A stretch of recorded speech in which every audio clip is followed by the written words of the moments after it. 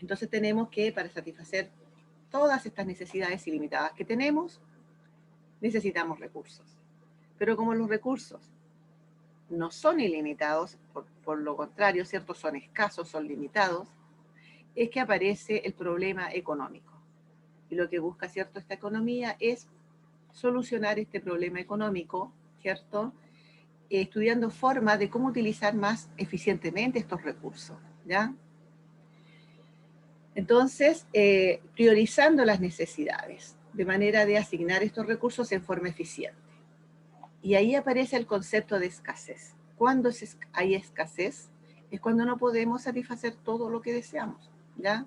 No tenemos, hay escasez cuando los recursos no permiten satisfacer, ¿cierto?, esa necesidad, y al haber escasez también se eleva, o sea, para poder satisfacerla necesito un costo mayor, tiene un costo mayor, porque hay escasez, ¿ya? Y bueno, un poco la economía tiene que ver con esto, ¿cierto?, de la escasez, la oferta, la demanda. Cuando hay muchos productos, ¿ya?, normalmente hay mucha oferta, entonces eso afecta además a los precios.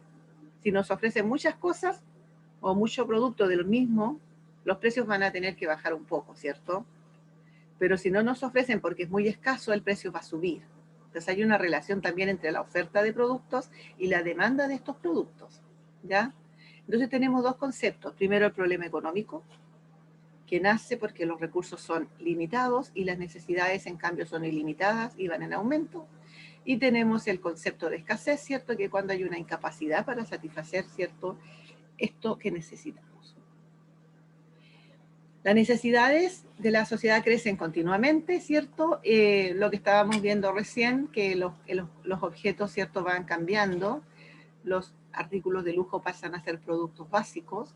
En este minuto, por ejemplo, que estamos online, todos necesitan un computador o un notebook o un celular para conectarse, pasa a ser una necesidad. Las personas nunca se conforman con lo que tienen, siempre desean más.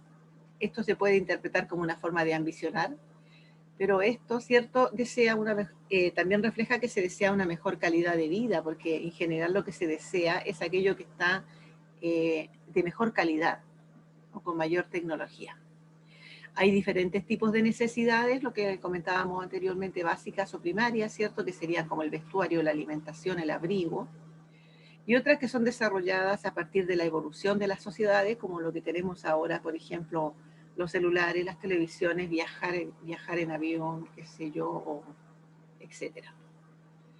Estas necesidades que nosotros vemos ahí se clasifican de diferentes maneras y de todas maneras estas interfieren e influyen en nuestra calidad de vida. Los recursos son limitados y estos recursos se dividen en humanos y no humanos. El recurso humano por excelencia es el trabajo, y hasta cierto punto el trabajo también es un bien escaso, puesto que nuestras vidas son limitadas y por lo tanto también lo es el tiempo en que podemos dedicarle a este trabajo. Los recursos que no son humanos se orientan hacia el capital. Llamamos capital lo que son las cosas. Siempre es escaso. El capital es escaso porque su producción requiere tiempo para que se logre un retorno de esta inversión. Cuando hablamos de trabajo, incluye todas las formas de empleo y a menudo requiere conocimientos. Ahora, estos conocimientos se acrecientan con la acumulación de capital humano consistente en educación, preparación, buena salud y movilidad, y el precio de este trabajo se conoce como remuneración. Capital es cualquier tipo de medio de producción. Pueden ser fábricas, máquinas, equipos.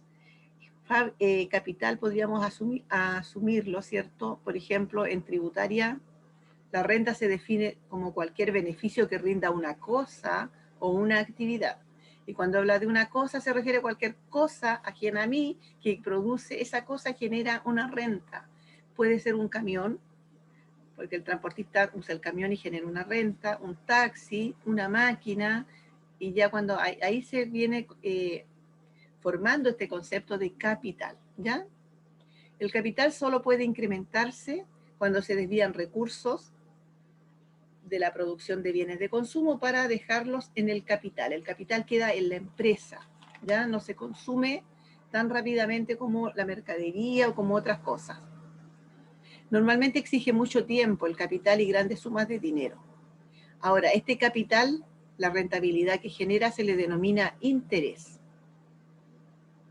Así como en el trabajo era remuneración.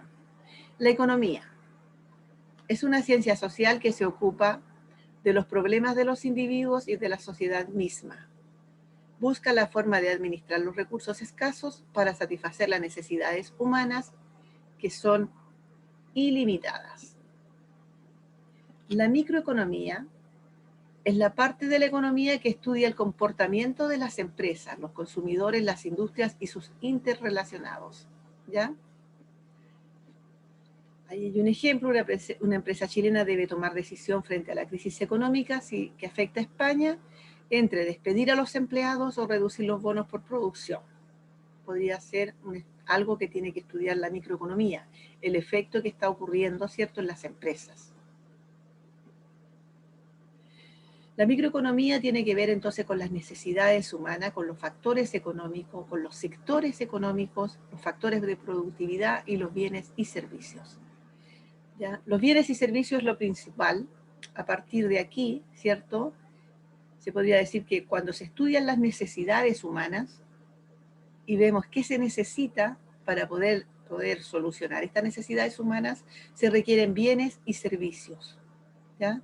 Y para producir estos bienes y servicios se requieren factores productivos, ¿ya?, y factores económicos, y se generan también, ¿cierto?, los sectores económicos. Los factores de producción son los dones que nos da la naturaleza, la tierra, para poder producir estos bienes y servicios. Entonces tenemos la tierra como factor de producción, tenemos el trabajo, que se considera aquí el tiempo y el esfuerzo que la gente dedica a producir el bien. El capital, que son herramientas, instrumentos, máquinas, edificios y otras construcciones que la empresa posee. Y las habilidades empresariales, que es el conjunto de recursos humanos que coordina esta tierra, este trabajo y este capital. Podemos tener tierra, trabajo y capital, pero si no hay una habilidad empresarial para coordinar estos recursos, no vamos a obtener nada y se van a perder. La macroeconomía es la parte de la economía que se ocupa del estudio del funcionamiento de la economía en su conjunto y de conocer y actuar sobre el nivel de la actividad económica de un determinado país. Entonces tenemos la macroeconomía, ¿cierto? Por ejemplo, el gobierno de Chile debe estudiar la entrega de un bono especial de escolaridad para la clase media. En este minuto, también el gobierno está estudiando un bono especial, ¿cierto?, para el COVID. Y la microeconomía se refiere al estudio de ver qué efecto tiene este bono sobre las personas y sobre la sociedad y sobre las empresas. No sé si entiende la diferencia entre macroeconomía y microeconomía, ¿ya? Uno se encarga de la parte económica, ¿cierto?, de actuar sobre el nivel de la actividad económica, ya sea dando un bono, generando alguna cosa que afecta a la economía, la macro, y la micro se encarga de estudiar cómo esto afecta a las personas, el efecto que tiene en las empresas, en la sociedad, en la familia. La macroeconomía se encarga del crecimiento económico, de la estabilidad de los precios, de la creación de empleo, del equilibrio en el crecimiento exterior, de las finanzas públicas. ¿Ya? ¿Qué es el estándar de vida? Otro concepto que vamos a ver, ¿lo cierto?, que va a aparecer en nuestras lecturas. El estándar de vida se refiere al nivel promedio de consumo de que disfruta la gente y se mide a partir del ingreso promedio por persona. El cálculo es el PIB dividido por la población total del país. Es un índice que está en cuestionamiento. Yo estoy totalmente de acuerdo que se debe cambiar este índice, porque no muestra la realidad del ingreso promedio por persona en Chile, sino que porque ustedes cuando lo empiezan a hacer, me toca con los otros cursos que empiezan, ¿dónde está mi parte, profe? No la encuentro. Porque el total de los productos, de lo que produce el país completo, se divide por la cantidad de personas y se dice tanto le corresponde a cada persona como per cápita, promedio por persona. Pero en la realidad eso no es así, ¿ya? Pero eso es el estándar de vida, es el nivel promedio de consumo que disfruta la gente y se mide a partir del PIB. El costo de vida es la cantidad de dinero que es necesaria para comprar los bienes y servicios que una familia típica requiere. Y para esto, ¿cierto?, se saca de la canasta familiar. La inflación y la deflación es un aumento sostenido de los precios. La inflación es el aumento sostenido de los precios o del costo de la vida de las personas. La deflación es la disminución sostenida de los precios o del costo de vida de las personas. Y cuando hay inflación se pierde el poder adquisitivo, porque aumentan sostenidamente los precios. ¿Qué ocurre? Que el dinero no te alcanza, porque está subiendo constantemente los bienes y servicios que tú necesitas, ¿ya? Y el dinero, por lo tanto, pierde el poder adquisitivo. Entonces ahí decimos hay inflación, que es cuando el IPC se dispara. En Chile el IPC igual está controlado. La deflación es lo contrario de la inflación, ¿ya? El IPC es el índice de precios al consumidor, es un indicador desarrollado por el Instituto Nacional de Estadísticas. Lo que busca es calcular la evolución de la inflación. Se da a conocer en la primera semana de cada mes y todos están siempre, los que trabajan con economía esperan conocer cuánto fue el IPC. Los que están declarando los impuestos también, ¿ya? ¿Cómo se determina? Me voy a devolver. Se determina, ¿cierto?, a través de encuestas que le hacen a diferentes personas o sectores, donde tienen que llenarlas con información respecto a al costo normal de la vida, cuánto han gastado en esto, cuánto les ha subido, si les ha subido o no. Por ejemplo, si van a la feria y les sube, cuánto les ha subido, qué es lo que ha subido más. Cuando de repente ustedes ven las noticias y aparece, por ejemplo, que el IPC aumentó tanto y que lo más que subió fueron las papas o el tomate, o los autos, bajaron los autos. Pero resulta que no son todos artículos de primera necesidad. Tener un auto no es un artículo de primera necesidad. Pero de todas maneras, esto también igual con la información que se le envía a diferentes sectores, se determina cómo varió el IPC de un mes a otro.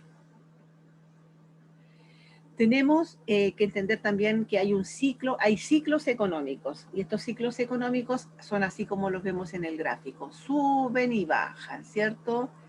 Van subiendo y van bajando. Cuando están aquí arriba, la economía está en su punto culmine, ¿cierto? Es el pic, está todo bien, pero cuando está aquí hacia abajo, estamos bajando hacia una recesión económica, y luego cuando está abajo, estamos hablando de recesión. El ciclo económico es un movimiento periódico, pero irregular, de altas y bajas en la producción y en el empleo. Las crisis económicas más famosas, ¿cierto?, son la crisis del año 29, que es la de Wall Street, y la crisis del año 2008, que es la burbuja inmobiliaria, ¿ya? Mientras que la crisis de 1929, los saltos directivos de las empresas se tiran por la ventana, en la crisis del 2008 ellos brindan, los grandes, ¿cierto?, los altos directivos de las empresas en quiebra tiran la casa por la ventana, porque esta fue producto de, podríamos decir, falta de ética, corrupción, fue provocada. Eso sería, ¿cierto?, lo que estábamos viendo, lo que vamos a ver en nuestra unidad 1, modelos económicos.